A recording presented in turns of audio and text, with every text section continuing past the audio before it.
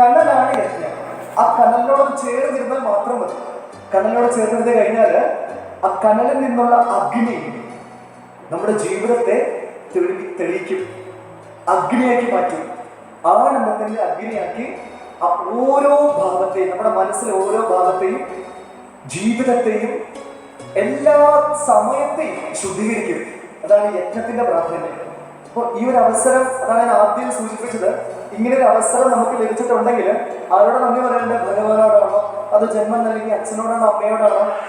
യജ്ഞത്തിന്റെ പ്രാധാന്യം ഇതിന് പങ്കെടുക്കുമ്പോൾ 7 തലമുറ പുറകിലേക്ക് ഇനി വരാനിരിക്കുന്ന സന്താനങ്ങൾക്കും ഇതിന്റെ പുണ്യം ലഭിക്കും. അതാണ് യജ്ഞത്തിന്റെ പ്രാധാന്യം. അപ്പൊ ഭഗവത്ഗീത എന്ന മഹാശ്രേഷ്ഠമായ ഭാരതത്തിന്റെ ഐതിഹാസികമായ പ്രൗഢഗംഭീരമായ ഈ മഹാജ്ഞാനം കേൾക്കാനുള്ള ഭാഗ്യം ലഭിച്ചിട്ടുണ്ടെങ്കിൽ ആരോട് നന്ദി പറയണം? അച്ഛൻ, അമ്മ, പിതൃക്കൾ, അത് പ്രകൃതി. പ്രകൃതിയിൽ ഇവിടെ എന്തെങ്കിലും അനിഷ്ടകരമായ സംഭവങ്ങൾ ഉണ്ടെങ്കിൽ നമുക്ക് ഇവിടെ വന്ന് പങ്കെടുക്കാൻ പറ്റുമോ? അതുമില്ല. അപ്പൊ പ്രകൃതിയോടാണ് നന്ദി പറയേണ്ടത്, അത് ഭഗവാനോടാണ്. അപ്പോ ആ നന്ദി ഹൃദയത്തിൽ വെക്കുക, എവിടെയും നമുക്കത് അർപ്പിക്കാം. പക്ഷെ ഈ നിമിഷത്തെ കിട്ടിയ ഈ ഭാഗ്യത്തോടുള്ള ഒരു കൃതജ്ഞത ഹൃദയത്തിൽ എപ്പോഴും ഉണ്ടാവണം. അതായത് എന്റെ ബുദ്ധി കൊണ്ട് തീരുമാനിച്ചുറപ്പിച്ച് വരാൻ സാധിക്കുന്നതല്ല ഒരു യജ്ഞത്തിലും. പിതൃക്കളുടെ, ദേവീ ദേവന്മാരുടെ, പ്രകൃതിയുടെ, ഗുരുവിന്റെ, ഭഗവാന്റെ, അവരുടെയൊക്കെ അനുഗ്രഹങ്ങൾ ഈ കൃത്യസമയത്ത് നമ്മുടെ ജീവിതത്തിൽ ലഭിച്ചാൽ മാത്രമേ ഇവിടെ വന്ന് ഇരിക്കാൻ പറ്റുള്ളൂ. എത്രയോ ആളുകളുണ്ട് ഈ നാട്ടില്. പക്ഷെ ഈ ജ്ഞാനയജ്ഞത്തിന്റെ ആദ്യത്തെ ദിവസം എത്ര പേർക്ക് പങ്കെടുക്കാൻ സാധിച്ചു? ഒരുപക്ഷെ നമ്മുടെ വീട്ടിൽ തന്നെ കാണും കുറെ അംഗങ്ങൾ. പക്ഷെ എന്തൊക്കെയോ കാര്യങ്ങൾ പറഞ്ഞ്, അല്ലെങ്കിൽ എന്തൊക്കെയോ കാര്യങ്ങൾ അവരുടെ ബുദ്ധിയെ ഉറച്ചു. ഒരു പ്രയോറിറ്റി വേണമല്ലോ ആദ്യം. എപ്പോഴും പ്രധാനം ഏതാണെന്ന് ഉദ്ദേശിച്ചിട്ടാണ് നമ്മൾ ഓരോ കാര്യങ്ങളും ചെയ്യണത്. അപ്പോൾ ആ പ്രയോറിറ്റി മാറി നമ്മൾ ഓരോരുത്തരും ഈ ജ്ഞാനയജ്ഞത്തിന് പ്രയോറിറ്റി കൊടുത്തത് കൊണ്ട് നമുക്ക് ഇവിടെ വന്നിരിക്കാൻ സാധിച്ചു. അപ്പോ അതാരെ ബുദ്ധി നൽകിയത്? ഇവിടെ വന്നിരിക്കണം എന്നുള്ള തോന്നലാണ് തോന്നിപ്പിച്ചത്. എന്താ പറഞ്ഞ, ഒന്നും നമ്മുടെ കയ്യിലല്ല, എല്ലാം ഭഗവാൻ തന്നെ നിശ്ചയിക്കുന്നു. നമ്മുടെ കർമ്മം നിശ്ചയിക്കുന്നു, പ്രകൃതി നിശ്ചയിക്കുന്നു. അപ്പൊ ഭാഗ്യം, അതൊരു ഭാഗ്യം. ആ ഭാഗ്യത്തോടുള്ള നന്ദിയോടൊപ്പം നമുക്ക് എല്ലാവർക്കും ജ്ഞാന യജ്ഞമായി നടത്തുന്ന ഭഗവത്ഗീതയിലേക്ക്, യജ്ഞത്തിലേക്ക്, ജ്ഞാനയജ്ഞത്തിലേക്ക് പ്രവേശിക്കാം. അപ്പൊ എത്ര പേരുടെ കയ്യിൽ ഭഗവത്ഗീത ഉണ്ട്? കയ്യിൽ ബുക്കായിട്ടുണ്ട്? ഉണ്ടെങ്കിൽ നന്നായിരിക്കും കേട്ടോ. കാരണം യജ്ഞമായിട്ട് നടത്തുമ്പോൾ നമ്മൾ ശ്ലോകം എല്ലാം വായിക്കും. സാഖ്യയോഗം അധ്യായം 2 എന്റെ പ്രാധാന്യം ഞാൻ പറഞ്ഞുതരാം. സാഖ്യയോഗത്തിന് 72 ശ്ലോകങ്ങളുണ്ട്. ഈ 72 ശ്ലോകങ്ങളും നമ്മളിവിടെ പാരായണം ചെയ്യും. അപ്പൊ പാരായണം ചെയ്യുന്ന സമയത്ത് നമുക്ക് കൂടെ പാരായണം ചെയ്യാം. ഈ ഗ്രന്ഥം കയ്യിലില്ലെങ്കിൽ കണ്ണുകൾ അടച്ച് ആ ശ്ലോക പാരായണത്തിനോടൊപ്പം ഇരിക്കുക. അത് കേട്ടാലും പുണ്യാണ്. കണ്ണടച്ച് കേട്ടിരിക്കുക. അതിനുശേഷം അതിന്റെ വാക്യാർത്ഥം നൽകി നമ്മളത് ജ്ഞാനത്തിലേക്ക് കിടക്കുക. അപ്പോ ശുദ്ധീകരണ യജ്ഞം ഇവിടെ നടന്നുകൊണ്ടിരിക്കുന്നത്. ശുദ്ധീകരണ യജ്ഞം. എന്തിനെ ശുദ്ധീകരിക്കണേ? ബുദ്ധിയെ, ഹൃദയത്തെ, മനസ്സിനെ, നമ്മുടെ ഈ ജന്മത്തെ. കർമ്മഫലങ്ങൾ എഴുതില്ലാതെയാവും. അതാണ് യജ്ഞത്തിന്റെ പ്രാധാന്യം. അപ്പോ ഭാഗ്യം തന്നെയാണ്. ആ പാരായണത്തിന് ശ്രദ്ധിച്ചിരിക്കുമ്പോൾ പോലും ഇതെല്ലാം സംഭവിക്കും. കയ്യിൽ കണ്ടിരിക്കും സാരിയില്ല. ഓക്കെ, അപ്പോ നമുക്ക് എല്ലാവർക്കും യജ്ഞത്തിലേക്ക് കടക്കാം. Yes, okay. അപ്പം ഗ്രന്ഥം കയ്യിലുണ്ടെങ്കിൽ കയ്യിലെടുത്തോളൂ. നമ്മൾ ഭഗവത്ഗീത നമ്മൾ തുടങ്ങുന്നത് ഗീത ജ്ഞാനത്തിന്റെ ഒരു ധ്യാന ശ്ലോകമുണ്ട്. ഗീതാ ധ്യാന ശ്ലോകം എത്ര പേര് കേട്ടിട്ടുണ്ട്? ഗീതാ ധ്യാന ശ്ലോകം കേട്ടിട്ടുണ്ട്. ഇവിടെ ധ്യാന ശ്ലോകം അറിയാമെങ്കിൽ കൂടെ ചണ്ടിതോളൂ. ഇനി ധ്യാന ശ്ലോകം അറിയില്ലെങ്കിൽ കണ്ണുകൾ അടച്ച് ആ ധ്യാന ശ്ലോകത്തിനോടൊപ്പം ഇരുന്നാൽ മാത്രം മതി. കണ്ണടച്ചിരുന്നാൽ മതി. ആ ശ്ലോകത്തിന്റെ ഓരോ വാക്കുകളും നമ്മുടെ ഹൃദയത്തിലെ ഓരോ ധമനികളിലും കോശങ്ങളിലെല്ലാം നിറയട്ടെ. അപ്പം ഗീതാ ധ്യാന ശ്ലോകം അറിയെങ്കിൽ കൂടെ ചാൻഡ് ചെയ്യാം. ഗ്രന്ഥത്തിലുണ്ടെങ്കിൽ അത് നോക്കി വായിക്കാം. ഇത് രണ്ടും ഇല്ലെങ്കിൽ കണ്ണുകൾ അടച്ചിരിക്കാം.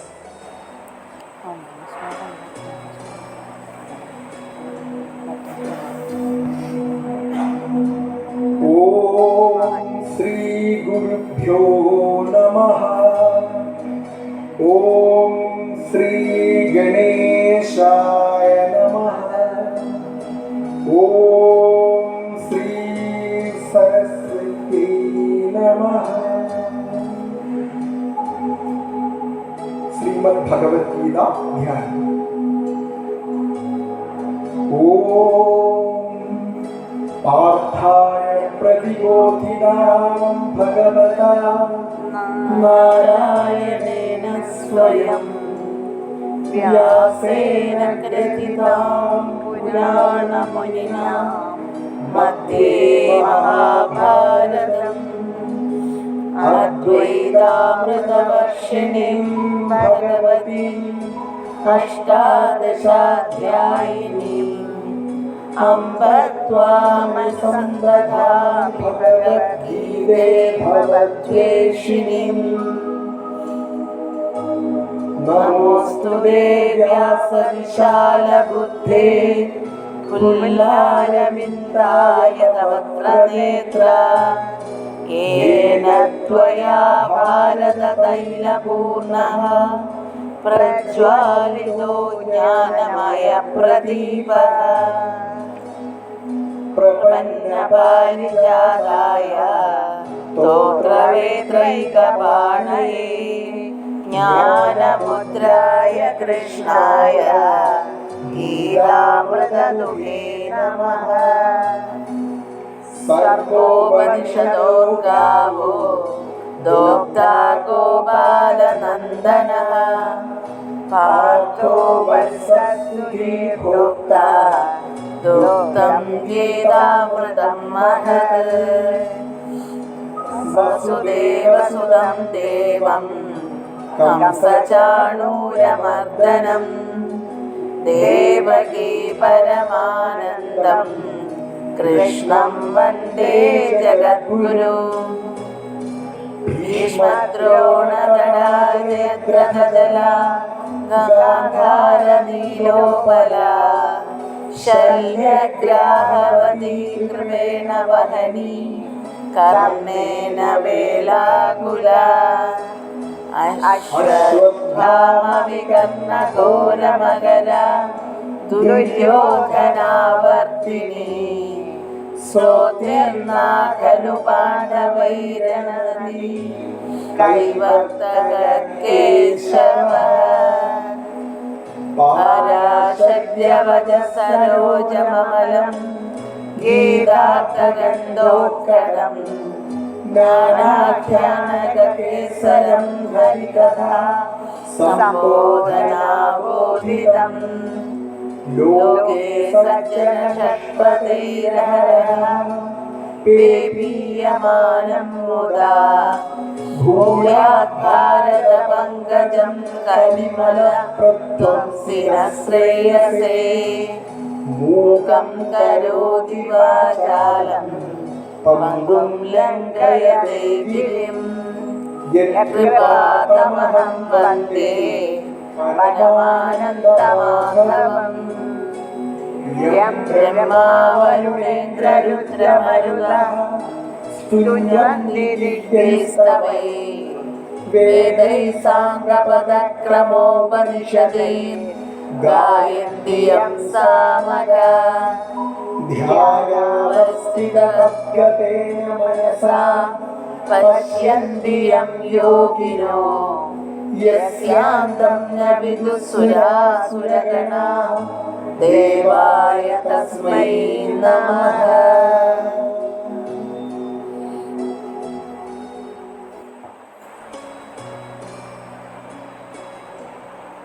ദീർഘമായ ശ്വാസം അകത്തേക്ക്, സാവധാന ശ്വാസം പുറത്തേക്ക് വിടാം. കണ്ണുകൾ തുറക്കാം. ശ്രീമദ് ഭഗവത്ഗീത അതിന്റെ ഒരു തുടക്കം ശ്രദ്ധിച്ചിട്ടുണ്ടോ? ഈ ഗീത എവിടെയാ ആരംഭിക്കുന്നത്? എവിടെ വെച്ചിട്ട് അതിന്റെ ഒരു കഥയുടെ പശ്ചാത്തലം എവിടെ ഇരിക്കുന്നത് അറിയാം? എവിടെയാ? കുരുക്ഷേത്ര യുദ്ധഭൂമിയില് ആരുടെ പറഞ്ഞു കൊടുക്കുന്നത്? അർജുനൻ. ആരാ പറയുന്നത്? ശ്രീകൃഷ്ണൻ. ഏത് ഭാവത്തിലാ പറയുന്നത്? ഗുരുഭാവത്തില്.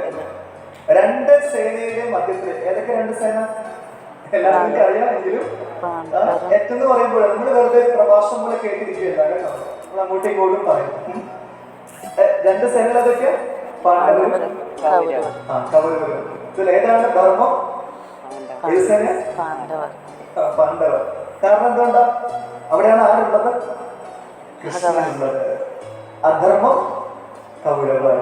ഈ രണ്ട് സേനയുടെ മധ്യത്തില് ആ ഒരു പശ്ചാത്തലത്തിലാണ് ഭഗവത്ഗീത ഉപദേശിച്ച് കിട്ടുന്നത്. അതിന്റെ ഒരു യുക്തിയെ കുറിച്ച് ആലോചിച്ച് നോക്കിക്കേ. ഇപ്പൊ ഇത്രയും സ്വസ്ഥമായിരിക്കുന്നുണ്ടല്ലോ നമുക്കിത് കേൾക്കാൻ പറ്റുന്നേ. ഇത് അത്രയും ഘോരമായ യുദ്ധം നടക്കുന്ന രീതിയിൽ വെച്ചിട്ട് ഇത്ര ശ്രേഷ്ഠമായ യജ്ഞം അത് അവിടെ വെച്ചിട്ട് ഭഗവാൻ പറഞ്ഞു കൊടുക്കുന്നത്. അതിന്റെ കാരണം എന്തായിരിക്കും അതിന്റെ കാരണം? അതാണ് ഭഗവത്ഗീതയുടെ ഒരു ബ്യൂട്ടി എന്ന് പറഞ്ഞാൽ. അത്രയും മനോഹരമാണ് യജ്ഞം എന്ന് പറയാനുള്ള കാരണം നമ്മൾ ഓരോരുത്തരും കരുതിയിരിക്കുന്ന എന്താണെന്നറിയോ? നമ്മുടെ ജീവിതത്തിലെ പ്രശ്നങ്ങളാണ് ലോകത്തിലെ ഏറ്റവും വലിയ പ്രശ്നം. അപ്പുറത്തെ വീട്ടിലെ ചേച്ചിക്കൊന്നും ഒന്നും അറിയില്ല, നമ്മളല്ലേ അനുഭവിക്കുന്നത്. ഈ ചിന്ത എപ്പോഴും നമ്മളിങ്ങനെ അല്ലിക്കൊണ്ടിരിക്കും. ഒന്നുമില്ല, വെറുതെ രാവിലെ എണീറ്റപ്പോൾ ഹസ്ബൻഡിന്റെ വായന രണ്ടെണ്ണം കേട്ടു ഒരു കാര്യമില്ലായിരുന്നു. പക്ഷെ ആ തലക്കകത്ത് മൊത്തം ഇരിക്കുക. അപ്പൊ പിന്നെ അന്നത്തെ ദിവസം മുഴുവനും പോയി. കുഞ്ഞു കാര്യമാണ്, പക്ഷെ എന്റെ ലൈഫിനെ മുഴുവനും ജീവിതത്തെ മുഴുവൻ അതിട്ട് ഇങ്ങനെ അലട്ടിക്കൊണ്ടിരിക്കുകയാണ്. പക്ഷെ ഭഗവത്ഗീത എവിടെയാ പറയുന്നത്? ഘോരമായ യുദ്ധം എന്ന് വെച്ചാൽ അർജുനൻ എന്ന് പറയുന്ന ആ ഒരു വ്യക്തി, അദ്ദേഹത്തിന് ഇതിൽ പോലെ ഒരു ദുരന്തം വരാനില്ല. അത്ര വലിയൊരു ദുരന്ത മുഖത്ത് അദ്ദേഹം നിൽക്കുന്നത്. കാരണം എന്താ? കൗരവർ എന്ന് പറയുന്നത് വേറെ പുറത്തുനിന്ന് വന്നവരുടെ സേനയൊന്നുമല്ല. കൗരവരാണ് സ്വന്തം കൂടപ്പിറപ്പുകളാണ്. അത് മാത്രം പിതാമഹന്മാര്, ഗുരുജനങ്ങള്, കൂടെ ജനിച്ചു വളർന്ന് ഒരുമിച്ച് കളിച്ചു വളർന്നവര്, ഇവർക്ക് എങ്ങനെ യുദ്ധം ചെയ്യണം? യുദ്ധം ചെയ്താൽ മാത്രം പോരാ, അവരെ കൊല്ലണം. പിന്നെ ഒരു കാണില്ല, കിട്ടില്ല. അപ്പൊ ഇത്ര ഘോരമായ ഒരു വിധി അത് ആർക്കും വരാതിരിക്കട്ടെ. അത്രയും ഘോരമായ ഒരു വിധിയുടെ ആ ദുരന്തത്തിൽ നിൽക്കുന്ന വ്യക്തിയാണ് ആര്? അർജുനൻ. അത്രയും താഴ്ന്ന് കിടക്കുന്ന, അത്രയും ദുരന്തത്തിൽ കിടക്കുന്ന അർജുനനെ ഉയർത്തി കർമ്മനിരതനാക്കാൻ ഭഗവത്ഗീതയ്ക്ക് സാധിക്കുമെങ്കിൽ നമ്മുടെ ജീവിതം ഉയരാനാണോ പാട്? എന്ന് കേട്ട് കഴിഞ്ഞാല് മനസ്സിലാവുന്നുണ്ടോ? അത്ര ശ്രേഷ്ഠമാണ്. അതായത് പ്രശ്നങ്ങൾ ഒന്നുമല്ലെന്ന് ഭഗവാൻ പറയാം. It is nothing in front of guru. ഗുരുവിന്റെ മുമ്പില്, ഭഗവാന്റെ മുമ്പില് പ്രശ്നങ്ങൾ ഒന്നുമല്ല. എന്താ ചെയ്യേണ്ടതെന്നറിയോ? സമർപ്പിക്കണം, പൂർണ്ണമായിട്ട് സമർപ്പിക്കണം. ഇത്രയും വരെ ഭഗവാൻ പറയുന്ന ശ്ലോകങ്ങളുണ്ട് കേട്ടോ. അപ്പൊ നമുക്കിന്ന് പാരായണം ചെയ്യാം ഈ ഭാവം വരെ. അപ്പം ഭഗവത്ഗീത കയ്യിലുണ്ടെങ്കിൽ കയ്യിലെടുത്തോളൂ. കയ്യിലെടുത്തിട്ട് അധ്യായം 2 സാഖ്യയോഗം, അതിന്റെ 1-ാമത്തെയും 2-ാമത്തെയും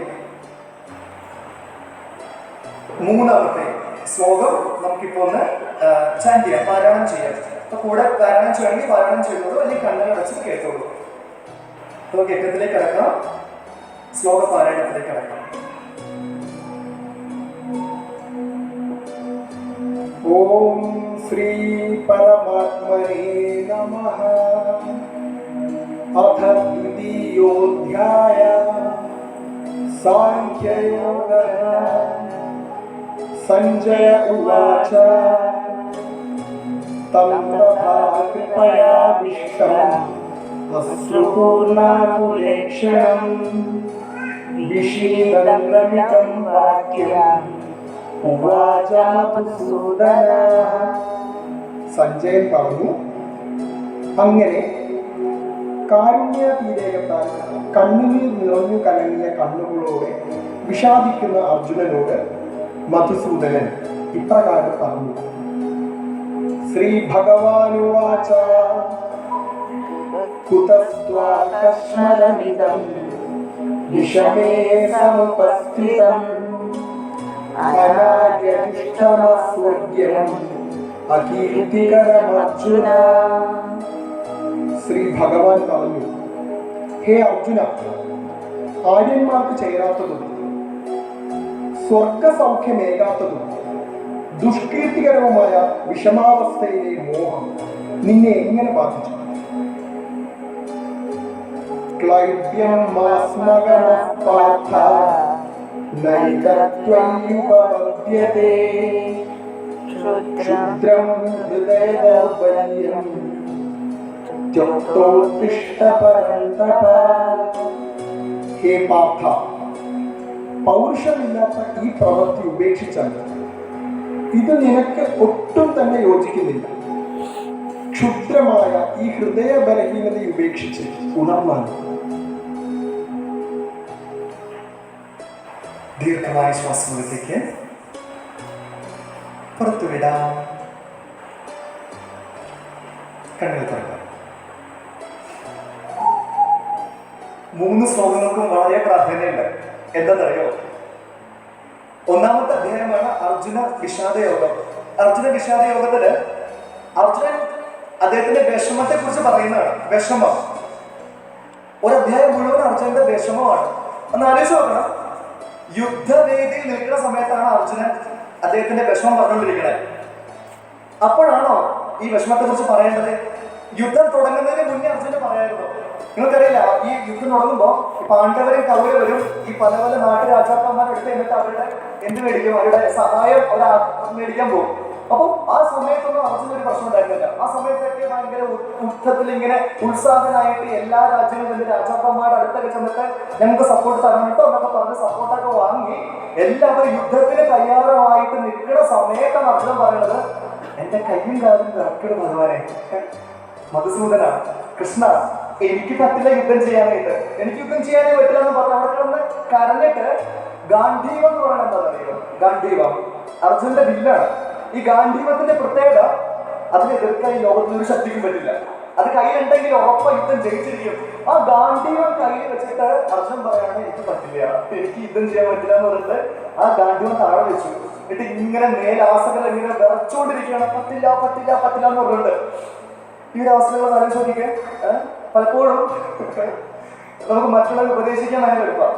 ഓരോ പ്രശ്നങ്ങളൊക്കെ വരുമ്പോൾ സാരില്ല, എന്തിനെ വിഷമിക്കണം, അയാൾ അങ്ങനെയൊക്കെ പറയോ, വെറുതെ വിട്ടുകളൊക്കെ നമ്മൾ അവിടെ പോയി ഉപദേശിക്കും.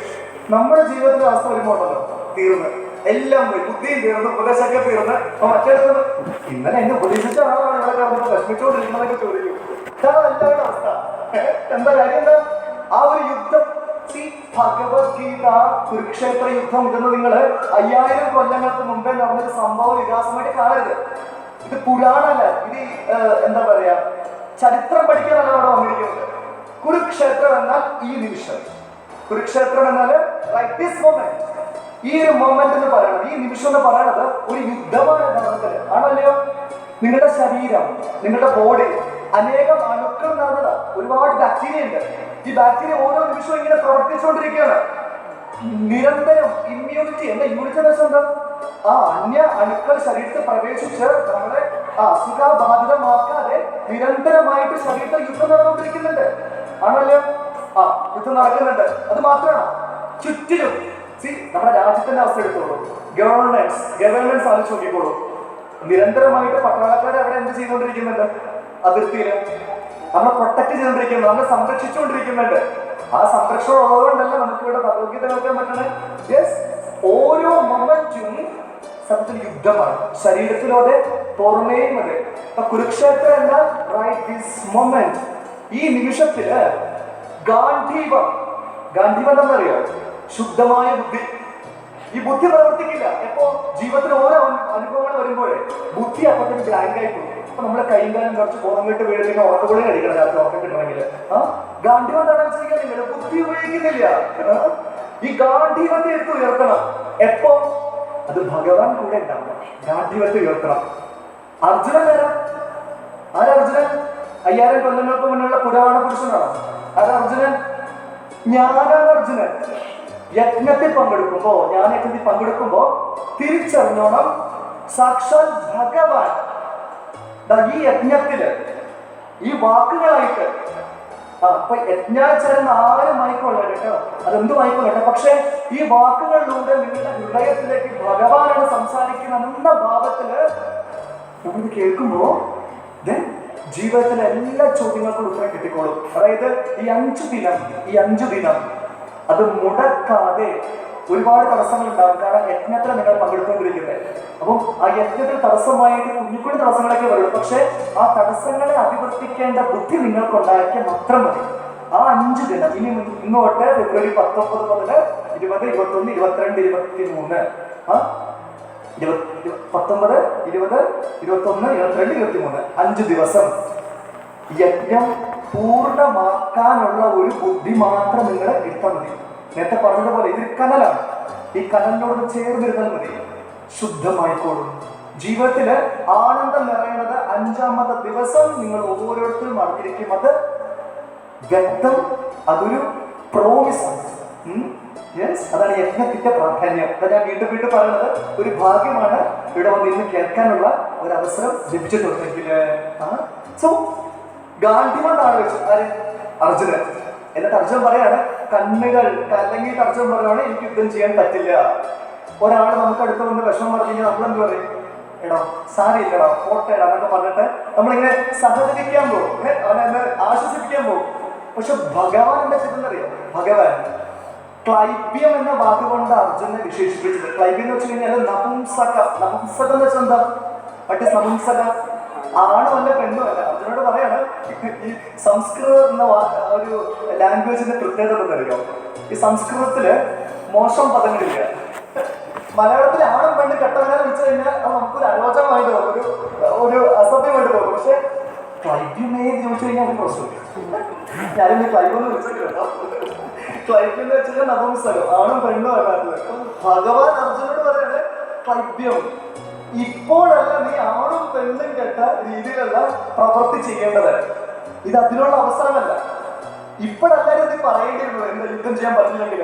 ഇത് യുദ്ധത്തിന് നടുവിൽ എല്ലാവരെയും വിളിച്ചു കൂട്ടിയിട്ട് എല്ലാവരും അവിടെ സർവ്വസേനാ സന്നിഗ്ധമായിട്ട് മറ്റേ കാവളൊക്കെ മുടക്കിയിരിക്കുമ്പോൾ അർജുൻ പറയണത്, നേരത്തെ ഏതൊരു സിനിമയിൽ കാണുന്ന പോലെ ആ രണ്ടെണ്ണമൊക്കെ പറഞ്ഞ് വീട്ടിൽ നിൽക്കുമ്പോൾ കുറെ ആൾക്കാരുണ്ടെന്ന് വിചാരിച്ചു ഉണ്ടാകുന്നത്. അപ്പൊ എന്താണെന്ന് വെച്ചാൽ ഇങ്ങനെ പുറത്ത് നോക്കുമ്പോൾ ഒറ്റ മനുഷ്യനെ കാണില്ല എന്ന് പറഞ്ഞ പോലെ കൃഷ്ണൻ ഇങ്ങനെ ഇപ്പൊ യുദ്ധം ചെയ്യും നോക്കിക്കൊണ്ടിരുന്നപ്പോ പുറകോട്ട് നോക്കുമ്പോൾ അർജുനെ താഴെ ഗാഡിയെ വെച്ചിട്ട് ഇങ്ങനെ നിറച്ചുകൊണ്ടിരിക്കുകയാണ്. പറ്റില്ല. പിന്നെ ക്ലൈബ്യം എന്നുള്ള വാർത്തകൾ ഉപയോഗിക്കാൻ പറ്റുള്ളൂ. ഇപ്പോഴല്ല ഈ പരിപാടി കാണിക്കേണ്ടതെന്നുള്ളത്. ക്ലൈബ്യം ഇപ്പോഴല്ല. പക്ഷെ ഇത് കേട്ടിട്ടുണ്ടോ? അർജുനുണ്ടല്ലോ, ക്ലൈബ്യന്റെ വാക്ക് കേട്ടിട്ട് പോലും അർജുന്റെ മനസ്സങ്ങോട്ട് ഉയരുന്നില്ല. എന്നുവെച്ചാൽ ഭഗവാൻ അത്രയും പറഞ്ഞിട്ട് പോലും അർജുനൻ വീണ്ടും ആ വിഷമത്തിൽ ഇങ്ങനെ ചുരുണ്ട് കിടക്കാണ്. എന്നിട്ട് അർജുനൻ പറയുന്ന അടുത്ത ശ്ലോകങ്ങൾ, അടുത്ത വാക്കുകൾ, ഇത് നമ്മുടെ ജീവിതത്തിൽ ഏറ്റവും പ്രധാനപ്പെട്ടതാണ്. കാരണം നമ്മുടെ ലൈഫിൽ ജീവിതത്തില് നമ്മളെ ഉയർത്താത്ത 3 കാരണങ്ങളുണ്ട്. ഈ 3 കാരണങ്ങളാണ് അർജുനൻ ഭഗവാനോട് ചോദ്യമായി ചോദിക്കുന്നത്. 3 കാരണങ്ങൾ നമുക്ക് കേൾക്കാം. ഏതൊക്കെയാണ് 3 കാരണങ്ങൾ എന്നുള്ളത്? ആ 3 കാരണങ്ങളാണ് അർജുനൻ കൃഷ്ണനോട് ഇപ്പൊ ചോദിക്കാൻ പോകുന്നത്. നമുക്ക് ഒരുമിച്ച് ആ ശ്ലോകത്തിലേക്ക് കിടക്കാം. 4ാമത്തെ ശ്ലോകത്തിലേക്ക് കിടന്ന് 4, 5, 6, 3 ശ്ലോകം പരഞ്ചി. അർജുന ഉവാച കഥം ഭീഷ്മമഹം സംഖ്യേ ദ്രോണം ച മധുസൂദന ഇഷുഭിഃ പ്രതിയോഗ്യാമി പൂജാർഹാനസൂദന. അർജുനൻ പറഞ്ഞു, മധുസൂദനനായ കൃഷ്ണ, പൂജിക്കേണ്ടവരായ ഭീഷ്മരെയും ദ്രോണരെയും യുദ്ധത്തിൽ ഞാൻ ബാണങ്ങൾ കൊണ്ട് എങ്ങനെ നേരിടും? ഗുരൂനഃ ത്വാഹി മഹാനുഭാവാൻ ശ്രേയോ ഭോക്തും ഭൈക്ഷമപീഹ ലോകേ ഹത്വാർത്ഥകാമാസ്തു ഗുരൂനിഹൈവ ഭുഞ്ജീയ ഭോഗാൻ രുധിരപ്രദിഗ്ധാൻ. മഹാനുഭാവന്മാരായ ഗുരുക്കന്മാരെ വധിക്കുന്നതിനേക്കാൾ ശ്രേയസ്കരം ഈ ലോകത്തിൽ ഭിക്ഷാനം ഭക്ഷിക്കുന്നതാണ്. ഗുരുക്കന്മാരെ വധിച്ചാലാകട്ടെ ഇവിടെ തന്നെ ചോരക്കര പുരണ്ട അർത്ഥകാമങ്ങളാകുന്ന ഭോഗങ്ങളായിരിക്കും ഭുജിക്കുന്നത്.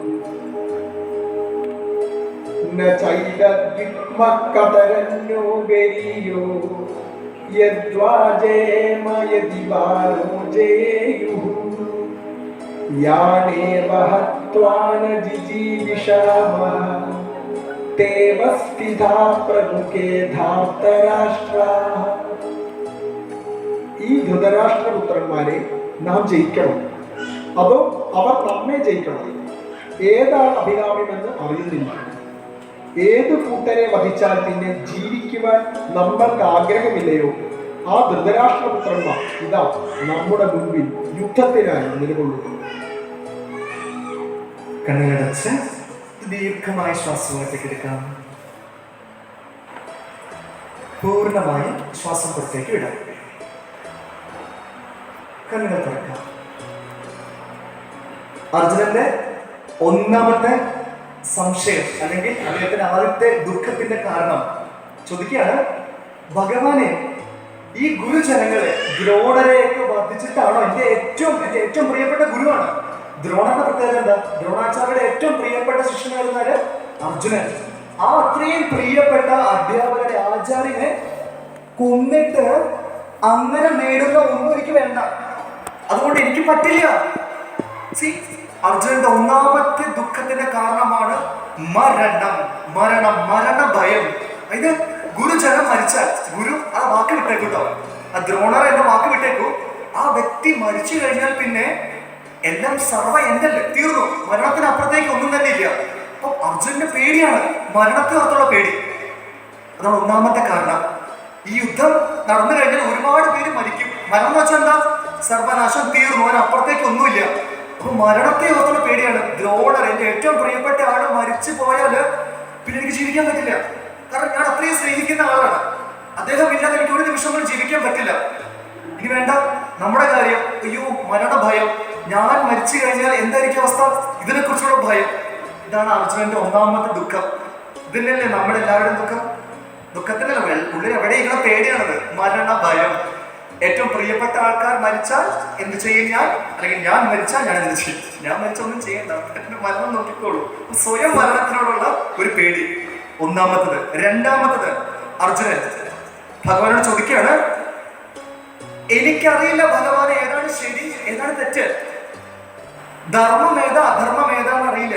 അർജുനനെ ചോദിക്കുകയാണ്, ഈ ധൃതരാഷ്ട്രപുത്രന്മാരെ, ഇവരെ ആരെ കൊന്നിട്ടാണോ ജീവിതം വേണ്ട തോന്നുന്നത് ആ കർമ്മം തന്നെ ചെയ്യാൻ ഇത് പറയാണ്. അപ്പൊ ഒരു ക്ഷത്രിയനെ സംബന്ധിച്ചിടത്തോളം ധർമ്മം എന്ന് പറഞ്ഞാൽ യുദ്ധം ചെയ്യാനാണ്. പക്ഷെ ഇവരെ കൊന്നിട്ടാണോ അല്ലെങ്കിൽ ഇവർക്കെതിരെ യുദ്ധം ചെയ്തിട്ടാണോ, ഇതാണോ ധർമ്മം? അപ്പൊ അർജുന സംശയം, ധർമ്മം ഏതാ അധർമ്മം ഏതാ? നമുക്കും അങ്ങനെ തന്നെയാണ്. എങ്ങനെയോ ജന്മം കിട്ടി, ഏത് രീതിയിൽ മുന്നോട്ട് പോകണം നമുക്കൊരു ഐഡിയ ഇല്ല. അപ്പൊ അച്ഛനോടും അമ്മയോടും ചോദിച്ചപ്പോ അച്ഛനമ്മയും ജീവിച്ച രീതിയുണ്ട്, അപ്പൊ അതായിരിക്കും ശരിയെന്ന് കരുതിക്കൊണ്ട് ഞാനും അങ്ങനെ ജീവിച്ചുകൊണ്ടിരിക്കണം. അപ്പൊ അച്ഛനോട് അമ്മയും ചോദിക്കും, അച്ഛനമ്മയും പറയും എനിക്കറിയില്ല, പക്ഷെ എന്റെ അപ്പൂപ്പൻ ഇങ്ങനെ ജീവിച്ചത് കൊണ്ട് ഞാനും അങ്ങനെ ജീവിച്ചത്, അതുപോലെ നിങ്ങളും ജീവിച്ചോളൂ. ഇങ്ങനെ തലമുറകളായിട്ട് പകർന്നു നൽകിയിട്ടുള്ള ഒരു മാർഗമുണ്ട് നമ്മുടെ ജീവിതത്തില്. പക്ഷെ ശരിയാണോ തെറ്റാണോ എന്നറിയില്ല, ധർമ്മമാണോ ഞാൻ ചെയ്യണം എന്നറിയില്ല, പക്ഷെ ആളുകൾ പറയണ ധർമ്മത്തെ ഞാൻ ജീവിക്കുന്നു. ഞാൻ ഈ പറയുന്നതിന്റെ അർത്ഥം എന്ന് വെച്ച് കഴിഞ്ഞാല്, ഈ ലോകത്തില് ആളുകളെ കൊല്ലുന്നതിൽ ആനന്ദം കണ്ടെത്തുന്ന ആൾക്കാരില്ലേ, തീവ്രവാദികൾ എടുത്തോളൂ, തീവ്രവാദികള് അവർ ചെയ്യണത് അവർ തെറ്റ് എന്ന ബോധ്യം, അധർമ്മമാണ് എന്ന് വിശ്വസിച്ചുകൊണ്ടാണോ അവർ ആ കർമ്മം ചെയ്യണേ? ഒരിക്കലുമല്ല. അവരുടെ കണ്ണിൽ അവർ ചെയ്യണത് ഏറ്റവും വിശിഷ്ടമായ ശ്രേഷ്ഠമായ കർമ്മ. ആ കർമ്മം അവർ ചെയ്യണു. ആ കർമ്മം ചെയ്തു കഴിയുമ്പോൾ അവർ ആനന്ദത്തിൽ ആറാടുകയാണ്. അവിടെ തോക്കെടുത്ത് ആകാശത്തേക്ക് വെട്ടിവെച്ച് അവർ ആനന്ദിക്കുകയാണ്. അപ്പൊ നമ്മൾ കാണുമ്പോൾ എന്താ അധർമ്മം അവർ നിർവഹിച്ചുകൊണ്ടിരിക്കണേ? അല്ല, അവരൊക്കെ ശരി കണ്ടെത്തുന്നുണ്ട്. ഇപ്പൊ സത്യത്തിൽ ഏതാ ധർമ്മം, സത്യത്തിൽ ഏതാണ് അധർമ്മം അറിയില്ല. ശരിയാണ് പറയണേ.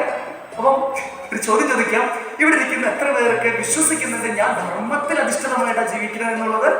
എത്ര പേരുണ്ട്? ഇവിടെ ഇരിക്കണൊക്കെ അധർമ്മികളാണോ? ദൈവമേ, കൗരവരാണോ മുമ്പിൽ ഇരിക്കണേ?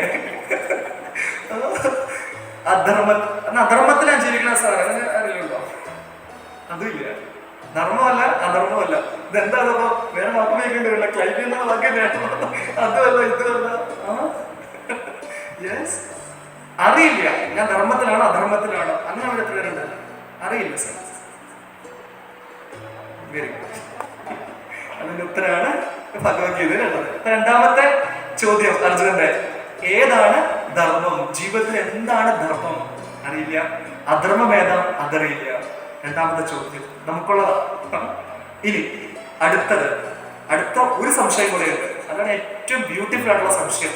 അത് കാരണമാണ് നമ്മളും പലപ്പോഴും ജീവിതത്തില് ഒരാഗ്രഹങ്ങളും നേടാതെ ഇങ്ങനെ എന്താ പറയാ എങ്ങനെയൊക്കെയോ മുട്ടിട്ട് വിടർന്ന് വന്നിട്ട് കുഴിഞ്ഞു പോകുന്ന അവസ്ഥയുണ്ട് ജീവിതത്തിൽ പല ആൾക്കാരും. ഈ സംശയം ഉള്ളതുകൊണ്ടാണ്. അതിലേക്ക് നമുക്ക് കിടക്കാം.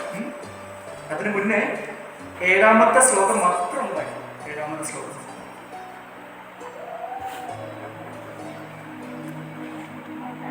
कार्पण्यदोषोपहतः स्वभावः पृच्छामि त्वां धर्मसम्मूढचेतः यत्श्रेयस्यान्निश्चितं ब्रूहि तन्मे शिष्यस्तेऽहं शाधि मां त्वां प्रपन्नम्. സ്വഭാവദോഷം കൊണ്ടുള്ള അജ്ഞത മൂലം ധർമ്മബന്ധം അറിയാതെ എൻ്റെ മനസ്സുടരുന്നു. ആയതിനാൽ ഞാൻ അങ്ങയോട് ചോദിക്കുന്നു, യാതൊന്നാണോ എനിക്ക് ശ്രേയസ്കരമായിട്ടുള്ളതെന്ന് വ്യക്തമാക്കിയാൽ ഞാൻ അങ്ങയെ ശരണം പ്രാപിക്കുന്നു. ശിഷ്യനായ എന്നെ അങ്ങ് ഉപദേശിച്ചാൽ. കണ്ണടച്ച് ദീർഘമായ ശ്വാസം എടുക്കൂ. സാവധാനം ശ്വാസം പുറത്തേക്ക് വിടാം. കണ്ണുകൾ തുറക്കാം. ഈ ശ്ലോകത്തിലൂടെയാണ് അർജുനൻ ശ്രീകൃഷ്ണനെ ഗുരുവായി കണ്ടുകൊണ്ട് ഗുരുവിന്റെ പാദങ്ങളിൽ സാഷ്ടാംഗം പ്രണമിക്കുന്നത്. ഭഗവാനെ, എനിക്കറിയില്ല ഏതാണ് ശരിയെന്ന് അറിയില്ല, തെറ്റെന്ന് അറിയില്ല. അതുകൊണ്ട് ഗുരുവായ അങ്ങ് എനിക്ക് ഉപദേശം നൽകിയാലും ഇത് ആർക്കും നമുക്കില്ല ജീവിതത്തിൽ. എന്താണെന്നറിയോ, നമ്മൾ ആരോടും സഹായം ചോദിക്കില്ല. സഹായം എന്ന് വെച്ചാൽ 100 രൂപ ചോദിക്കണല്ല സഹായം എന്ന് പറയണേ. സഹായം എന്ന് വെച്ച് കഴിഞ്ഞാല് എന്റെ ജീവിതം എങ്ങനെയാ പോണെന്ന് എനിക്ക് അറിയില്ല, പക്ഷെ അവരെ ചോദിക്കാൻ പാടില്ല. കാരണം അവിടെ ചോദിച്ചു കഴിഞ്ഞാൽ അതിനെപ്പറ്റി എന്ത് വിചാരിക്കും? ഇതാണ് ജീവിതത്തിൽ ഒരു ഗുരുവിന്റെ പ്രാധാന്യം. ഗുരു ആണ് അജ്ഞാനത്തിൽ നിന്ന് നമ്മളെ ജ്ഞാനത്തിലേക്ക് നയിക്കുന്നത്. അർജുനൻ ചെയ്ത ഏറ്റവും ശ്രേഷ്ഠമായ കാര്യം എന്നുള്ളത് ഭഗവാൻ കൃഷ്ണനെ ഗുരുവായിട്ട് അദ്ദേഹം സ്വീകരിക്കുന്ന ഒരു ഭാഗമുണ്ട്. അവിടം തൊട്ടാണ് ഭഗവത്ഗീത സ്റ്റാർട്ട് ചെയ്യുന്നത്. അതുവരെ അർജുനന്റെ ഒരു പെർസ്പെക്റ്റീവിലൂടെയാണ്, കാഴ്ചപ്പാടിലൂടെയാണ് ഭഗവത്ഗീതയിലെ ഓരോ വാക്കുകളും ഓരോ ശ്ലോകവും പോകുന്നത്. ഈ ശ്ലോകം തൊട്ട് ഭഗവാനെ എപ്പോഴാണ് ഗുരുവായിട്ട് സ്വീകരിച്ചത് എടുത്തു പറയാനുള്ള കാരണം, കൃഷ്ണനാണ് അർജുനന്റെ കസിൻ ബ്രദറാണ്. ചെറുപ്പം മുതലേ എടാ പോടാ തുള്ളിക്കളിച്ച് ഓരോരോ കൂട്ടുകാരായിട്ട് അങ്ങോട്ടും ഇങ്ങോട്ടും ഓരോ കാര്യങ്ങളൊക്കെ ചെയ്ത് ഒരുമിച്ച് ഉണ്ട് ഉറങ്ങി പരസ്പരം ട്രോളിയൊക്കെ ജീവിച്ചുകൊണ്ടിരുന്ന രണ്ടുപേരാണ്. പക്ഷെ എപ്പോഴാണോ അർജുനൻ കൃഷ്ണനെ ഗുരുവായിട്ട് സ്വീകരിച്ചത്, ആ ഒരു നിമിഷം തൊട്ട് അർജുനന്റെ ജീവിതം മാറി. ആ മാറ്റം നമുക്ക് കാണാൻ സാധിക്കും ഓരോ ശ്ലോകത്തിലൂടെ അർജുനൻ എങ്ങനെയാണ് ഉയർന്നു വരുന്നത് എന്നുള്ളത്. പക്ഷെ അർജുനൻ ചെയ്ത ആ ഒരു കാര്യം, ആ ശ്രേഷ്ഠമായ കാര്യം എന്താ? ജീവിതത്തില് ഒരു ഗുരുവിന്റെ മുന്നില് പൂർണ്ണമായിട്ടും സമർപ്പിച്ചു. ആ സമർപ്പണ ഭാവം അത് ഏറ്റവും പ്രധാനപ്പെട്ടാണ് നമ്മുടെ ഓരോരുത്തരുടെയും ജീവിതത്തിൽ. എന്തുകൊണ്ടാണെന്നുള്ളത് നമുക്ക് വരും ദിവസങ്ങളിൽ നമുക്കറിയാം. അപ്പം ഇനി മൂന്നാമത്തെ സംശയം അർജുനന്റെ ദുഃഖത്തിന്റെ കാരണം, 8ാമത്തെ ശ്ലോകം നമുക്ക് കേൾക്കാം.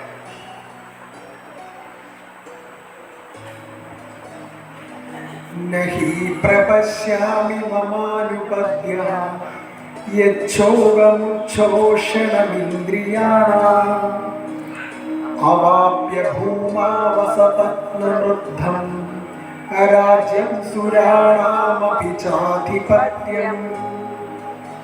ഈ ഭൂമുഖത്ത് എതിരാളികൾ ആരുമില്ലാത്ത സമ്പദ് സമൃദ്ധമായ രാജ്യമോ ദേവന്മാരുടെ ആധിപത്യമോ കിട്ടിയാൽ പോലും ഇന്ദ്രിയങ്ങളെ ശോഷിപ്പിക്കുന്ന എൻ്റെ ദുഃഖത്തെ ഇല്ലാതാക്കുന്ന ഒന്നിനെയും ഞാൻ കാണുന്നില്ല. കണ്ണുകളടച്ച് ദീർഘമായ ശ്വാസം എടുക്കും. പുറത്തു വിടാം. സാവധാനം കണ്ണുകൾ തുറക്കാം. 3 തരത്തിലുള്ള ആളുകളുണ്ട്. 3 ടൈപ്സ് ഉണ്ട്. ഒന്നാമത്തെ ആളുകളുണ്ടല്ലോ, ജീവിതത്തിന് ദുഃഖമില്ലാത്തൊരവസ്ഥ ഉണ്ടാവും. ദുഃഖമില്ലാത്തൊരവസ്ഥ ഒരിക്കലും ഇല്ല. ശരിയാണോ? ജനനം മുതലേ സുഖത്തിൽ മാത്രം വളർന്നു വന്നിട്ടുള്ള എത്രയുണ്ട് ഇവിടെ? ഫുൾ ടൈം ചിരിയായിരുന്നു സാർ, ഞാൻ ജനിച്ചപ്പോഴേ ചിരിച്ചുകൊണ്ടാണ് വന്നത്, ഈ നിമിഷം വരെ ചിരി നിർത്താൻ പറ്റിയിട്ടില്ല. അങ്ങനെ അറിയുന്നുണ്ടോ? ഇല്ല. ദുഃഖം ലൈഫിന്റെ പാർട്ടാണ്. പക്ഷെ ഈ ദുഃഖത്തില് ആ ദുഃഖം വെച്ച് നോക്കിക്കഴിഞ്ഞാല് 3 തരത്തിലുള്ള ആളുകളുള്ളത്. ഒന്നാമത്തെ ടൈപ്പ് ആളുകൾ എന്ന് വെച്ച് കഴിഞ്ഞാല് ജീവിതത്തിൽ ദുഃഖം ഉണ്ടെന്ന് അറിയുന്നില്ല. എന്നിട്ട് ഇവർ വിചാരിച്ചിരിക്കുന്നത് ഇതാണ് ജീവിതം, സന്തോഷമാണെന്നൊക്കെ സിനിമയിൽ മാത്രമുള്ള മക്കളെ. ജീവിതം എന്ന് വെച്ച് കഴിഞ്ഞാൽ ദുഃഖമല്ല എന്നൊക്കെ പറഞ്ഞിട്ട് മക്കളെ ഉപദേശിച്ച് അവരുടെ ജീവിതം കൂടെ പുറമോണ്ടി കളയും. ഈ ഭാഗത്ത് കാരണം അവർക്ക് അറിയില്ല ലൈഫില് എങ്ങനെ മുന്നേറണമെന്ന് അറിയില്ല. പിന്നെ ആ വിഷമങ്ങളെല്ലാം അവരെ സ്വീകരിച്ചിട്ട് ഇതാണ് ജീവിതം അങ്ങോട്ട് സ്വയം അംഗീകരിച്ച് ഫുൾ ടൈം ശോകഭാവത്തിൽ ഇങ്ങനെ ജീവിച്ചുകൊണ്ടിരിക്കും. നമ്മുടെ വീടിന് മുമ്പിൽ കാണാം ചാരികാസനങ്ങൾ ഇങ്ങനെ ഇരിക്കും, ആകാശ അനന്തതയിലേക്ക് നോക്കിക്കൊണ്ട് ഇത്രയും കാലം എന്തിനോ വേണ്ടി ജീവിച്ചു, ഒരു ഗുണം ഉണ്ടായാലും ഇനിയുള്ള ജീവിതം എങ്ങനെയായിരിക്കും, ഇതൊക്കെ മനസ്സിൽ ചിന്താഗതികൾ ഇങ്ങനെ ഇരിക്കും. മുഖത്തൊരു ചിരി പോലും ഇല്ല. ഇവരുടെ മുഖം കണ്ടാൽ നമ്മളോ ഇല്ലാണ്ടായി പോകും. കാരണം നമ്മുടെ സന്തോഷം കൊണ്ട് ഇവരുടെ മുഖം കണ്ട് ഇല്ലാണ്ടായി പോകും. അപ്പം അറിയുന്നില്ല ദുഃഖത്തിലാണ് ഞാൻ ഉള്ളതെന്ന് അറിയുന്നില്ല. അവരെ രക്ഷിക്കാൻ ഭഗവാൻ നേരിട്ട് അവതരിച്ചാൽ പോലും ഭഗവാനെ കണ്ടാൽ തന്നെ ഓടിപ്പോ, അയ്യോ 4 കൈ എന്നൊക്കെ പറഞ്ഞ് ഓടിപ്പോവര്. എന്നുവെച്ചാൽ തിരിച്ചറിയാൻ പോലും പറ്റില്ല ഇവർക്ക് ഭഗവാനെ. അതൊക്കെ അറിയുന്നില്ല അവരെങ്ങനെ ലൈഫ് കൊണ്ടുപോകേണ്ടെന്നുള്ളത്. ഇതാണ് ഒന്നാമത്തെ ടൈപ്പ് ഓഫ് ആള്. രണ്ടാമത്തത് ദുഃഖത്തിലാന്ന് അറിയാം ഞാൻ, പക്ഷെ ഇതിന്റെ പുറത്ത് കിടക്കണ്ടായിരിക്കും. ആളുകളോടൊക്കെ സ്വന്തം ദുഃഖത്തെ പറ്റി പറയുമ്പോൾ അവരുടെ മുഖത്തുള്ള സഹതാപം കണ്ടാൽ ഇവർക്ക് സന്തോഷമായി. സഹതാപം കിട്ടിയാൽ മതി. ഒരു കാര്യം അറിയാൻ വേണ്ടി എന്റെ ജീവിതത്തിൽ അതെന്തായി, അയ്യോ നിനക്ക് അന്ന് പണ്ട് ഈ പ്രശ്നം ഉണ്ടായതല്ലേ, ഇപ്പോഴും നിനക്ക് ഈ പ്രശ്നം ഉണ്ടായോ അതേ എന്ന് പറയുമ്പോ അവരുടെ അയ്യോ നിനക്ക് ഇങ്ങനെ സംഭവിച്ചല്ലോ എന്ന് കേൾക്കുമ്പോൾ ഒരു സുഖം മനസ്സിലാക്കുക. ആ സഹതാപം കേട്ടപ്പോൾ ഒരു സുഖം. അതേടി ഈ ഫോൺ വെക്കിട്ട് എനിക്ക് അടുത്താളെ വിളിക്കാൻ പറഞ്ഞിട്ട് അടുത്താളെ വിളിച്ചിട്ട് ഇതേ സെയിം കാര്യം തന്നെ പറഞ്ഞുകൊണ്ടിരിക്കുക, അതേ വിഷമത്തെ കുറിച്ച് പറയും. ഇങ്ങനെ സ്വന്തം ദുഃഖത്തെ കുറിച്ച് നാട്ടുകാരുടെ മുഴുവനും പറഞ്ഞ് മോചനം വേണ്ട, നിർത്തി ഇങ്ങനെ പറഞ്ഞിട്ടുണ്ടെന്ന് മാത്രം മതി. അതിൽ നിന്ന് കിട്ടുന്ന സഹതാപത്തിൽ ജീവിക്കുന്ന ആൾക്കാരാണ് രണ്ടാമത്തെ ടൈപ്പ് ഓഫ് ആൾക്കാര്. ദുഃഖത്തിന്റെ പുറത്ത് കിടക്കണ്ട, ആ ദുഃഖത്തിൽ ഒരു സുഖമായി കണ്ടെത്തുന്നുണ്ട്, എന്നിട്ട് അതെങ്ങനെ ജീവിക്കുകയാണ്. എന്നാൽ മൂന്നാമത്തെ ആൾക്കാര് ദുഃഖമുണ്ട് തിരിച്ചറിഞ്ഞു, ഇതിന് ഒരു സൊല്യൂഷൻ വേണം, എനിക്കൊരു ഉത്തരം വേണം, എനിക്ക് ഇതിന് പുറത്ത് കിടക്കണമെന്ന് നിശ്ചയദാർഢ്യമുള്ളവര്, അവർക്ക് മുന്നിലെ ഗുരു അവതരിക്കുള്ളൂ, അവർക്ക് മുന്നിലെ ഭഗവാൻ ദർശനം കൊടുക്കുള്ളൂ. ആ ഭാവത്തിലാണ് അർജുനൻ ഇവിടെ സംഭവിച്ചത്. കാരണം അർജുനന് മനസ്സിലായി, ഞാൻ ചിന്തിക്കുന്ന രീതി ചിന്തിച്ചിട്ട് എനിക്ക് ഉത്തരം കിട്ടുന്നില്ല, ഇതിന്ന് എനിക്ക് മോചനമില്ല, എനിക്ക് ഇതിന് പുറത്തിറക്കാൻ പറ്റുന്നില്ല. അതുകൊണ്ട് ഭഗവാനെ ഞാൻ അങ്ങേ എന്റെ ഗുരുവായിട്ട് സ്വീകരിക്കുന്നു, എനിക്ക് ഇതിൽ നിന്ന് പുറത്ത് കിടക്കണം, ഈ ദുഃഖത്തിൽ നിന്ന് എന്നെ കരകയറ്റിയാലും ഭഗവാനെ എന്ന് പറയുന്നിടത്ത് ഭഗവാനായി ശ്രീകൃഷ്ണൻ വിശ്വരൂപത്തില് ഗുരുഭാവത്തില് അർജുനന്റെ മുമ്പിൽ നിൽക്കുന്ന ഒരു അവസരമുണ്ട്. ആ അവസരമാണ് നമ്മൾ കേൾക്കാൻ പോകുന്ന അടുത്ത 3-4 ശ്ലോകങ്ങൾ. അപ്പൊ ആ ശ്ലോകത്തിലേക്ക് കടക്കാം. അർജുനന്റെ മൂന്നാമത്തെ ദുഃഖത്തെ കുറിച്ച് പറഞ്ഞല്ലോ. മൂന്നാമത്തെ ദുഃഖം സെൽഫ് ഡൗട്ട് ആണ്. അതാണ് അടുത്ത ശ്ലോകം. ഒന്നാമത്തെ ദുഃഖം എന്താ? മരണഭയം. രണ്ടാമത്തെ എന്താ? ജീവിതത്തിൽ ഏതാണ് ധർമ്മം ഏതാണ് അധർമ്മം അതറിയാത്ത അവസ്ഥ. മൂന്നാമത്തത് സ്വന്തം കഴിവിലുള്ള വിശ്വാസം ഇല്ലായ്മ. എന്നെ കൊണ്ട് സാധിക്കുമോ, എന്നെ കൊണ്ട് സ്കൂട്ടർ ഓടിക്കാൻ പറ്റുമോ? എന്നെ കൊണ്ട് പറ്റില്ല സ്കൂട്ടർ ഓടിക്കാൻ, അതുകൊണ്ട് എപ്പോഴും വീടിനകത്ത് തന്നെ ഇരിക്കണേ. മക്കളൊക്കെ പറയാം അമ്മ സ്കൂട്ടർ ഓടിക്കും, പറ്റില്ല ഓടിച്ച ഞാൻ ഉരുണ്ട് വീഴും. പത്രം എടുത്ത് നോക്കുമ്പോൾ മൊത്തം വാഹനാപകടം, അത് ഇത് ഉടച്ചക്രം. അപ്പൊ ഞാൻ പറയും കഴിഞ്ഞാൽ ഏതെങ്കിലും വണ്ടി നിന്ന് കയറുമെന്നാണ് ഇവിടെ മനസ്സിലിരിപ്പ്. സ്വന്തം കഴിവിൽ വിശ്വാസം ഇല്ല. ഭയങ്കര സ്വപ്ന IAS എടുക്കണം സ്വപ്നമൊക്കെ ഉണ്ട്, പക്ഷെ പഠിക്കാൻ പേടിയാണ്, പഠിച്ച ശരിയാവില്ലെന്ന്, എനിക്ക് പഠിക്കാനുള്ള കഴിവില്ലെന്നേ എന്ന് പറയും. വിശ്വാസമില്ല. അർജുനനാ സംഭവിച്ചത്. അർജുന് പറ്റുന്നില്ല. അത്രയും വീരശൂര പരാക്രമമായിട്ടുള്ള അർജുനന് സ്വന്തം കഴിവിൽ വിശ്വാസമില്ലായ്മ വന്നു. എന്നെ കൊണ്ട് പറ്റും തോന്നണില്ല. സിനിമയെ പറയല്ലോ ഷാജിയായിട്ട് എന്നെ കൊണ്ട് പറ്റാതെ മനസ്സങ്ങോട്ട് കളർന്നു പോയി. Self doubt. ഈ സെൽഫ് ഡൗട്ടാണ് ലോകത്ത് 800 കോടി ജനങ്ങളുണ്ടെന്നാ പറയുന്നത്. 800 കോടി ജനങ്ങളുണ്ടെങ്കിൽ 800 കോടി സ്വപ്നങ്ങൾ ഉണ്ടെന്നേ. ഈ 800 കോടി സ്വപ്നങ്ങൾ നടക്കുന്നുണ്ടെന്ന് നിങ്ങൾ വിശ്വസിക്കുന്നുണ്ടോ? 800 കോടി സ്വപ്നങ്ങളോ? 7ാം ക്ലാസ്സിൽ ഉണ്ടായിരുന്ന സ്വപ്നമാണോ നിങ്ങൾക്ക് ഇപ്പോൾ ഉള്ളത്? 7ാം ക്ലാസ്സിൽ എനിക്ക് പോലീസ് ആവണം. 10ാം ക്ലാസ് കഴിഞ്ഞപ്പോൾ എനിക്ക് IAS ആവണം. +2 ആയി കഴിഞ്ഞപ്പോൾ എങ്ങനെയെങ്കിലും +2 കരയേറിയാൽ മതി. പിന്നെ എങ്ങനെയെങ്കിലും ഡിഗ്രിക്ക് പോയി. ഡിഗ്രി കഴിഞ്ഞപ്പോൾ എങ്ങനെയെങ്കിലും ഡിഗ്രി പാസ്സായാൽ മാത്രം മതി, എനിക്ക് ജോലി കിട്ടിയാൽ മതി. അപ്പോൾ പോലീസുകാരൻ IAS ആയിട്ടുണ്ടായിരുന്നവരാണ് ഡിഗ്രി കഴിഞ്ഞപ്പോൾ PSCയുടെ പുറകെ പിന്നെ 3, 4, 5, 6 കൊല്ലമൊക്കെ PSC ക്ലാസ്സിങ്ങിൽ കോച്ചിങ്ങിൽ പോയിക്കൊണ്ടിരിക്കും. എന്നാൽ അതിന് കരയുന്നതോ അതുമില്ല, ഇങ്ങനെ പോയിക്കൊണ്ടിരിക്കുകയാണ്. സ്വപ്നങ്ങളൊക്കെ മാറിക്കൊണ്ടിരിക്കുക. അപ്പോൾ എന്റെ കണ്ണിന് വിശ്വാസമില്ല. അതാണ് അർജുനന്റെ മൂന്നാമത്തെ ദുഃഖം. മരണഭയം, ധർമ്മമേത അധർമ്മമേത, സ്വന്തം കഴിവുള്ള വിശ്വാസം. ഈ 3 സംശയങ്ങളെയും ഭഗവാൻ സംശയത്തെ ദൂരീകരിക്കുന്ന ഏറ്റവും ശ്രേഷ്ഠം. ഇതിനപ്പുറം ഒരു ജീവിത വിജയ ഗ്രന്ഥമില്ലാട്ടോ. ഇതിനപ്പുറം ലോകത്തിലില്ല. എത്ര വലിയ മോട്ടിവേഷനോ ഇൻസ്പിറേഷനോ ഏത് ബുക്കോ അല്ലെങ്കിൽ സ്പീക്കറിന്റെ ക്ലാസ്സിൽ പോയിരുന്നാലോ ഈ ഭഗവത്ഗീതയിലെ അധ്യായം 2ന്റെ വാലിൽ കെട്ടാനുള്ളതില്ല. അത്ര ശ്രേഷ്ഠമായ ഗ്രന്ഥം ഈ ഭൂമിയിൽ ഉണ്ടായിട്ട് എത്ര പേർക്ക് അതിന്റെ സത്യജീവിതത്തില് അതിനെ ഉൾക്കൊണ്ടുകൊണ്ട് ജീവിക്കാൻ സാധിക്കുന്നുണ്ട്. അവിടെയാണ് ഒരു ഭാരതീയൻ എന്ന നിലയില് നമ്മളെല്ലാവരും പരാജയം എന്ന് പറയുന്നത്. അപ്പോ നമ്മൾ അങ്ങനെ ആവരുത്.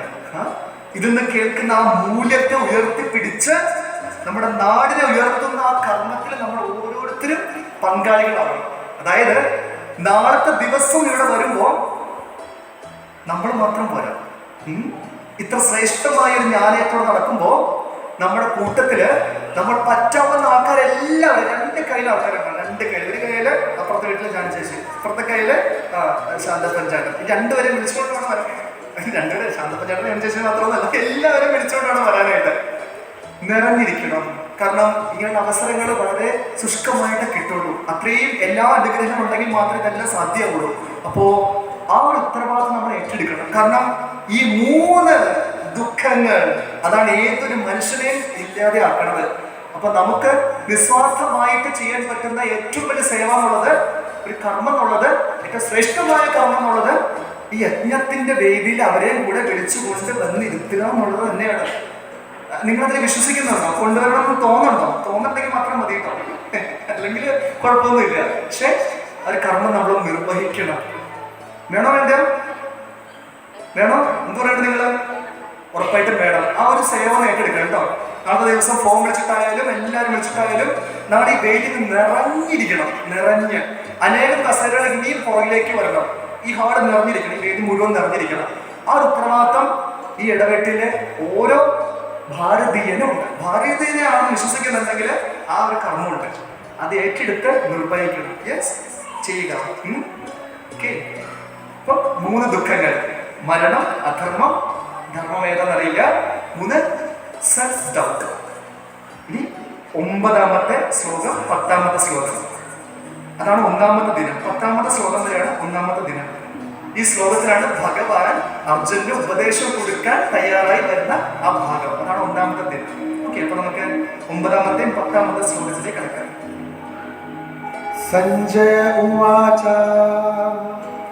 ഏവമുക്ത്വാ ഋഷികേശം ഗുഢാകേശപരന്തപ നയോസ്യ ഇതി ഗോവിന്ദം ഉക്ത്വാ തുഷ്ണീം ബഭൂവഃ. സഞ്ജയൻ പറഞ്ഞു, പരന്തപനായ രാജാവി ഋഷികേശനോട് ഇപ്രകാരം പറഞ്ഞ ശേഷം താൻ യുദ്ധം ചെയ്യുന്നില്ല എന്ന് പറഞ്ഞ് അർജുനൻ മൗനിയായി ഇരിപ്പായി. തമുവാച ഋഷികേശഃ പ്രഹസന്നിവ ഭാരത സേനയോരുഭയോർമധ്യേ വിഷീദന്തമിതം വചഃ. ഹേ രാജാവേ, 2 സൈന്യങ്ങളുടെയും മധ്യത്തിൽ വിഷാദത്തോടെ നിലകൊണ്ട അർജുനനോട് ഋഷികേശൻ കളിയാക്കി പുഞ്ചിരിച്ചുകൊണ്ട് എന്ന പോലെ ഇപ്രകാരം പറഞ്ഞു. കണ്ണിലടച്ച് ദീർഘമായ ശ്വാസം നടത്തിക്കിടക്കൂ. സാവധാനം ശ്വാസം പുറത്തേക്ക് വിട്ട് കണ്ണിനെ തുറക്കാം. ഭഗവത്ഗീതയില് അർജുന ഉവാചയുണ്ട്, അത് അർജുനൻ ചോദിക്കുന്ന കാര്യങ്ങൾ. ശ്രീ ഭഗവാൻ ഉവാചയുണ്ട്, അത് കൃഷ്ണൻ പറയുന്ന കാര്യങ്ങൾ. 3 സഞ്ജയ ഉവാചയുണ്ട്. കാരണം ഈ യുദ്ധം കാണുന്ന ഒരാൾ കൂടി ഉണ്ട്. ആരാണ്? സഞ്ജയൻ. സഞ്ജയൻ എവിടെ ഇരുന്ന് കണ്ടുകൊണ്ടിരിക്കുന്നത്? അദ്ദേഹത്തിനൊരു അനുഗ്രഹമുണ്ട്.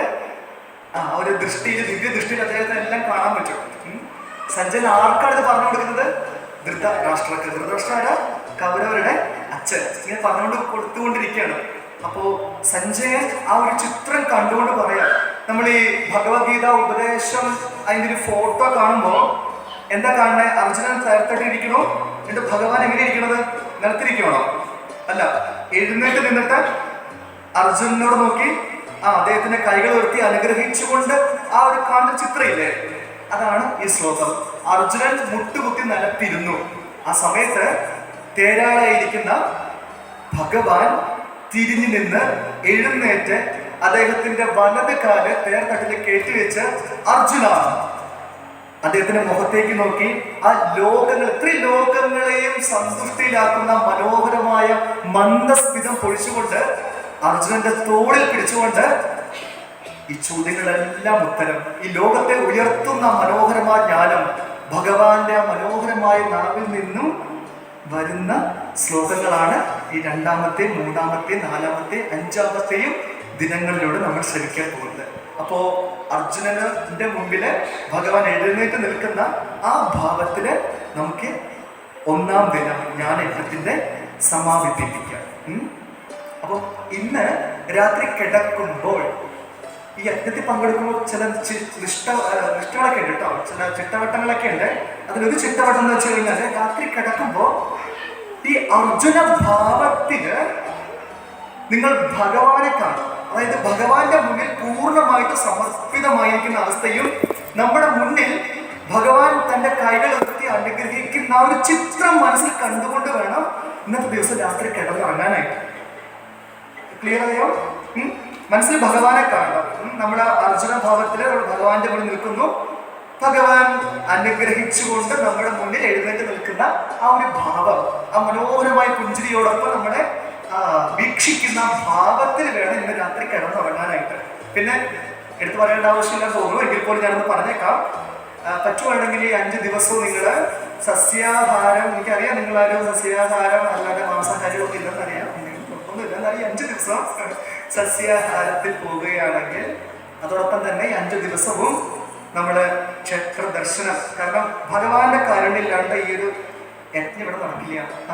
അദ്ദേഹത്തിന്റെ കാരുണ്യം ഒന്നുകൊണ്ട് മാത്രമാണ്, അതും ശ്രീകൃഷ്ണ ഭഗവാൻ അദ്ദേഹം തന്നെയാണ് അനുഗ്രഹിക്കണം.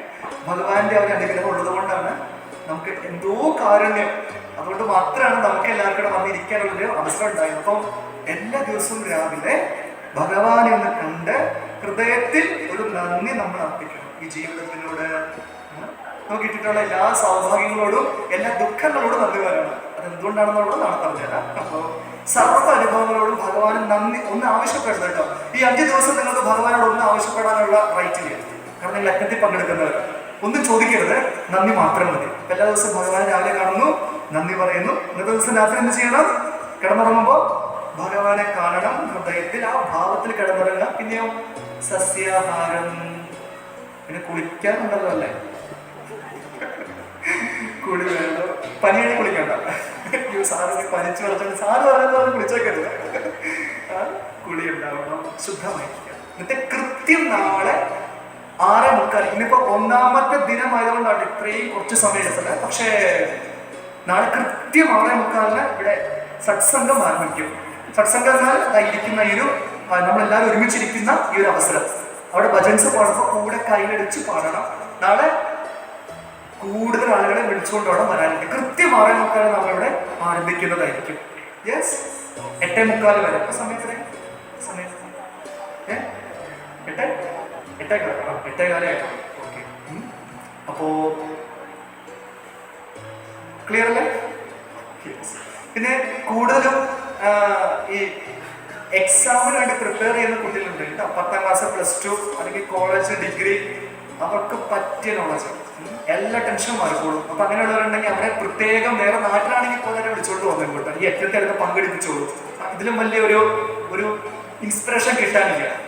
ഏത് എക്സാമിനോ ഏത് ഇന്റർവ്യൂവിനോ അറ്റൻഡ് ചെയ്യുന്നുണ്ടെങ്കിലും ഈ യജ്ഞത്തിലേക്ക് നല്ല വിളിച്ചോണ്ട് വരിക. അതും ഒരു ആക്ടിവിറ്റി എടുത്തോ. എല്ലാ ചോദ്യത്തിനും ഉത്തരവിടെ ഇട്ട് അതുകൊണ്ടാണ് എല്ലാവരും വിളിക്കുക. നമ്മളത് ഏറ്റെടുക്കുക. ഓക്കെ, അപ്പോ കണ്ണടച്ചു, close your eyes, കണ്ണടഞ്ഞിരിക്കട്ടെ.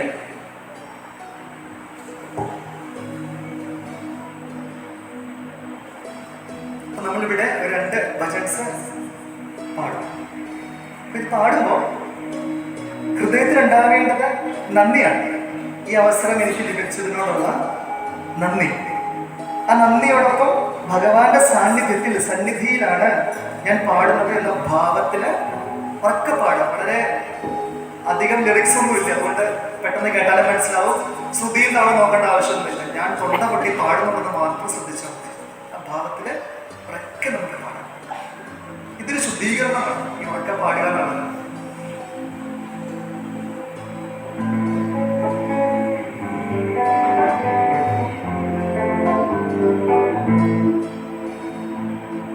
Narayana Narayana Jaya Jaya Govinda ഹരേ.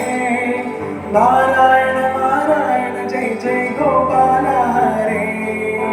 നാരായണ ജയ ജയ ഗോവിന്ദ ഹരേ. നാരായണ നാരായണ ജയ ജയ ഗോപാല ഹരേ. നാരായണ നാരായണ ജയ ജയ ഗോവിന്ദ ഹരേ. നാരായണ നാരായണ ജയ ജയ ഗോപാല ഹരേ. നാരായണ നാരായണ ജയ ജയ ഗോവിന്ദ ഹരേ. നാരായണ നാരായണ ജയ ജയ ഗോപാല ഹരേ. ജയ ജയ ഗോവിന്ദ ഹരേ. ജയ ജയ ഗോപാല ഹരേ.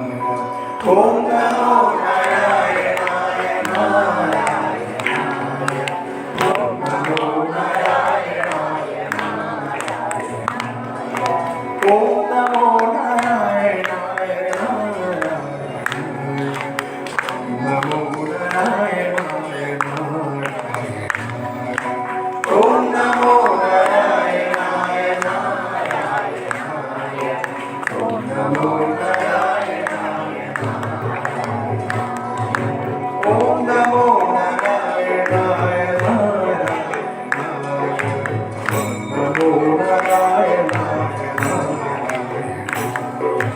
ഓം നമോ നാരായണായ ഓം നമോ നാരായണായ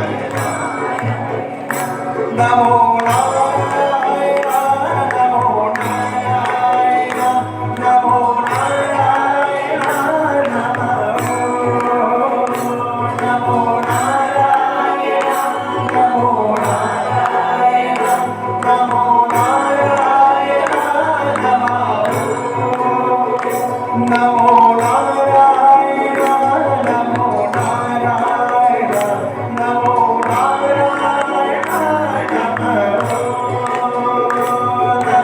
നാരായണ നമോ നാരായണ നമോ നാരായണ ഓം നമോ നാരായണായ നാരായണായ നമോ നാരായണായ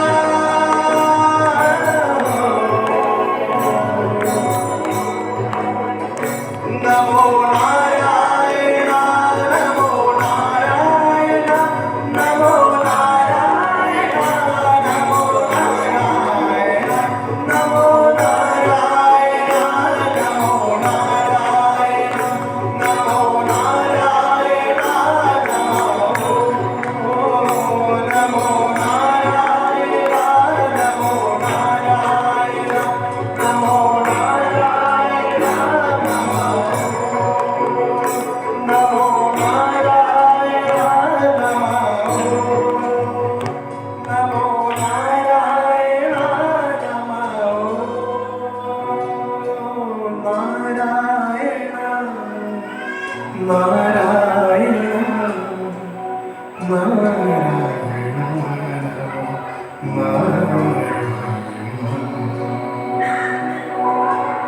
കണ്ണടച്ച് വെച്ച് മനസ്സിൽ ബുദ്ധിയിലും നിറയുന്ന ആനന്ദത്തിൽ ശ്രമിക്കും.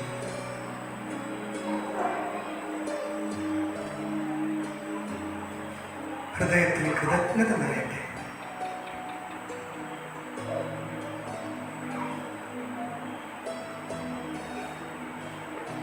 നിറഞ്ഞ നന്ദിയോടൊപ്പം വിശ്രമിക്കും.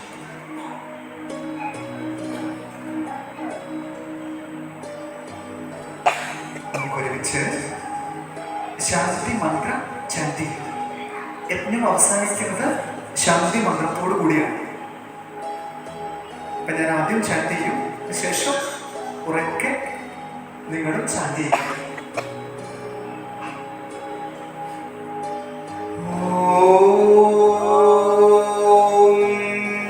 സഹനാ ഭവതു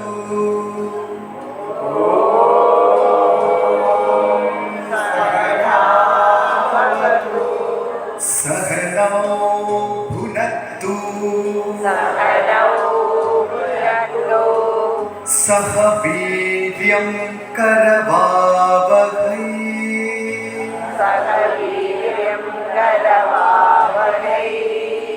തേജസ്വിനാവധീതമസ്തു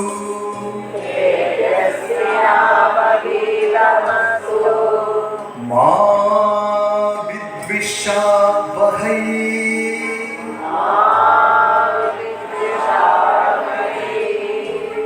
ഓം ശാന്തി ശാന്തി ശാന്തി.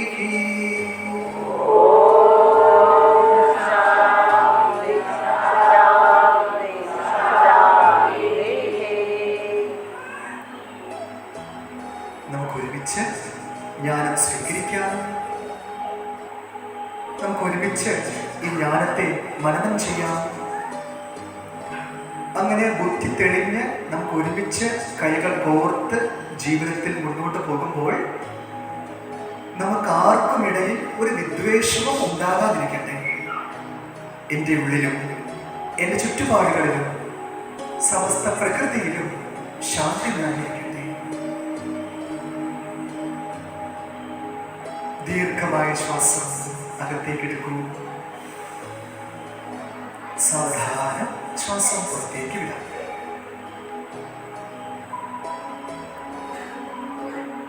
പുഞ്ചിരിയോടുകൂടി കണ്ണുകൾ തുറക്കാവുന്നതാണ്. ശ്രീമദ് ഭഗവത്ഗീത ജ്ഞാനയജ്ഞം 1-ാം ദിനം സമാപ്തി.